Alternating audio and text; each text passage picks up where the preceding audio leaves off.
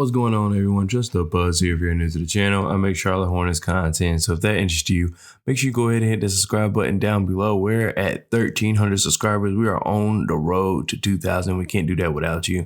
So go ahead and do that and leave a like, because this is the best way you can help support the channel. If you cannot tell by the thumbnail title of this video, in today's video, we're going to be talking about the crazy game that Nick Smith Jr. and Brandon Miller had. Now, before we get into those two, I am just going to do an overview of everyone, even though mostly nobody did anything. But there were some people I was slightly, surprised by. And, well, I wouldn't even say surprised, but I think they had good games. And one of those guys is James Nagy.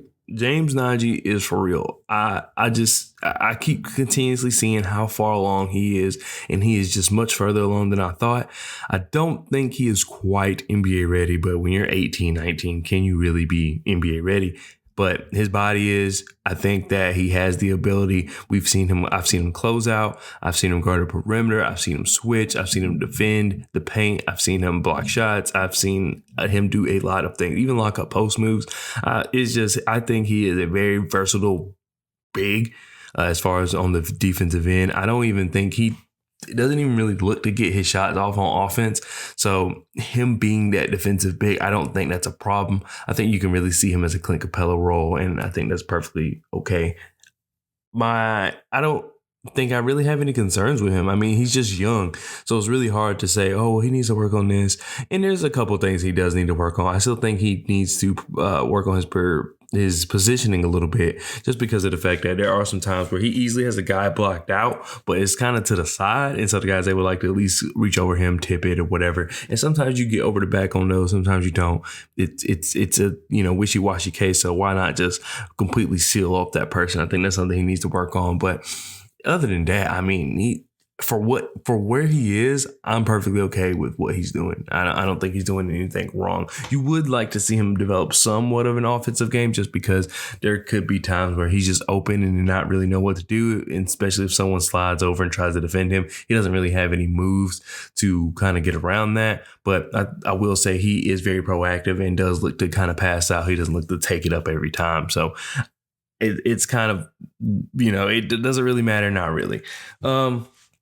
Next, I don't really know anybody else Kai Jones had an interesting game. Kai Jones had one of those games where you do not want to give up on Kai Jones. Kai Jones had one of those games. I've said it time and time again. Honestly, I'm not tired of saying it, but I'm pretty sure y'all are tired of me saying it. He has it. He has what it takes to be an NBA player, but similar to the end of this game, he just is so far along mentally when it comes to his basketball IQ. It's just like he doesn't think out these scenarios. Like at the end of the game, there was like a pick and roll, or maybe it was more of a pick and pop, and then he ended up fouling Shade. I think it was Shade and Sharp, just by kind of reaching. And I know, maybe he was trying to prevent an easy basket. It's just, I would rather you're Kai Jones. You're extremely athletic. I would rather you let him kind of take you to the rim at that point, since he already done kind of almost beat you. I'd rather let him take you to the rim, and then you go for the block. And if you get a foul there, then fine. But foul him that early when he's kind of just gathering, I think it just didn't make any sense, especially considering how close the game was. Things like that will keep him out. However, things like we saw the alley-oop, we saw him run the break. Who can forget the Euro steps? Kai Jones was doing it all as far as just putting his game together, putting his athletic abilities on display.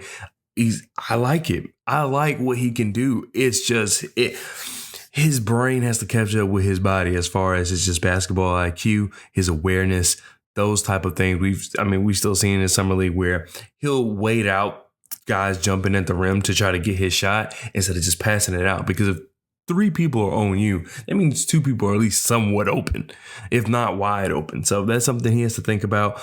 He did try to make like a couple, slick, smooth passes, but still, I can see it. And Kai Jones is one of those players where I'm okay with him just being on a roster. And if he ever figures it out, great. If he doesn't, then I don't want to be the one to give up on him for trying. You know what I mean? I don't want to give up on him too early. So that's kind of where I will land on that with Kai, is that I would rather him be on the roster and try to fight his way and actually get some real minutes than to kind of just say, okay, well, case closed, he's not going to be good, because it's obvious that he can be good. He's just got to put it together. And I really wish there was a way for the Hornets to kind of push that on. I don't know if that's something they're talking to him about. I don't know. We'll see. I hope so. I mean, you would imagine so, but considering he's been the same way since he's gotten to the league, I don't know, but it's tough. Okay, so now everybody else, the trash. I mean, we can take note that James Bouknight didn't play like at all. He played 15 minutes, was 0 for 2, 2 fouls, and 2 points. And that was it. 1 rebound, 1 assist. So I think that's very telling. This is the thing. You could say, oh, well, maybe he didn't play because the team, kind of knows what they're going to do with him, and kind of, his spot is safe. No, I don't think that was the case, because he has not played that well. So for him to get taken out, that was very telling. Bryce McGowan's got a lot of minutes, 26 minutes. But the thing with Bryce McGowan is I think that he's trying a little too hard. And then I think it's affecting his play. I think Bryce McGowan is better than what he's displayed in Summer League. I will say I really like him going downhill and attacking the basket. I really enjoy that, because that's something he did in Nebraska, which he didn't do much of last year. So it's good to see that. However, he does it to a detriment at times. I'm hoping that that's not who he is. I know I said that last video, but I think that it's just more Summer League, and he's just trying to get his. Nothing wrong with that necessarily, but I just hope that that's not something he kind of expects to do when the season starts. And he is more of a complimentary player. So I will say that his Summer League experience and just not being as good as we want him to be, it will at least not appear that way. He's more of a complimentary guy. He's going to be one of those guys who's as good as all of those around him. So with the real team, I think he'll fare a lot better on the court. All right. Leaky Black got minutes. I do want to talk about that since I'm a UNC fan, but his minutes really kind of didn't look like anything. Amari Bailey didn't really do anything. He had 6 points, 13 minutes. So there's that. But I do want to talk about our two guys, Nick Smith Jr., Brandon Miller. We'll start off with Brandon Miller just because he's the number 2 overall pick, but he looked so much more comfortable this game. And this is something that, I'm not surprised by, because of the fact that at Alabama, it took him a second. It took him a little bit to be able to be what he is. He didn't start off as a top 5 player. It took him a second. And so therefore, I'm not surprised that coming into the NBA, it's going to take him a second. Even in Summer League, it took him a second. But the thing is that, and that's what matters most about Summer League in general, is that you see the flashes. You see what he can do. And he's been doing that all Summer League. He put it together tonight. The 3-ball was falling. He was 3 for 6. He was just hitting his shots. He was a little more aggressive. I still want to say, people say he's not, they get mad at people who say he's not athletic. He's not. He's not the most athletic person in the world, but that's okay. Just because you can jump and dunk, that doesn't necessarily mean you're the most athletic person in the world. When I say he's not athletic, I'm just saying he's not that explosive athletic. Like, even if you see him go to the rim, it's not this explosive attack to the basket. If anything, it's more smooth. It's more agile. And there's nothing wrong with that. There's a place for that in the NBA. Not everybody has to be Vince Carter when they're attacking the rim. So I actually like that. I actually like the more finesse for him. I think it fits better. He does need to add a little weight. And I think that's when I wouldn't say he would just be all of a sudden become way more athletic, but I think you will see more of the power, more of just him basically bullying his way to the paint. As far as just more now, it's more finesse. It's more, I wouldn't even say fragile. It's just softer, but it's with elegance. It's not soft as in he's struggling, if that makes any sense. But once again, I say that as in a good thing. I think that Brandon Miller has shown, and I'm surprised this early, that he's shown that he can get to the basket.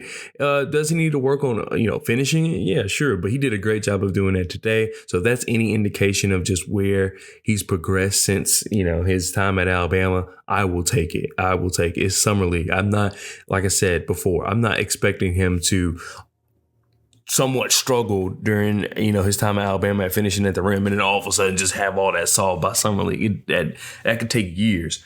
But I do like that he's doing the best of his ability, and considering he isn't that big, brawly guy and he does need to add weight, he's doing the next best thing, and that's kind of just being agile with it. And then while his assist numbers were low, I think that he just does a good job of connecting. He's a good playmaker, but he also is good at connecting the ball between half court and then up court. Well, back court and then up court. And then I think his defense is good too. I think his defense is pretty good. Everybody really, but I really just noticed it with him just because, I'm watching him closely. Well, the closest. But Brandon Miller does have a problem with ball watching. But like I said, everybody does on this team right now. Ball watching will solve so many of their defensive problems. But he has a problem with ball watching. He does a decent job of jumping at the shooter. He does a good job of closing out. That's the word I was looking for. He does a good job of closing out. However, I do feel as though he just watches the ball too much. I think if he can kind of keep a hand on the guy, because he does get beat on cuts pretty often, even though he has the ability to kind of close out and not allow them to score a majority of the time, he still gets beat. It doesn't change the fact that he got beat. But I think I think he'll figure that out. It's literally just watch your player and not the ball. I don't think that's something that's going to be too hard for him. It's all just excitement and can you remember to do everything and all that. It's just going to take some reps. I'm not concerned about it.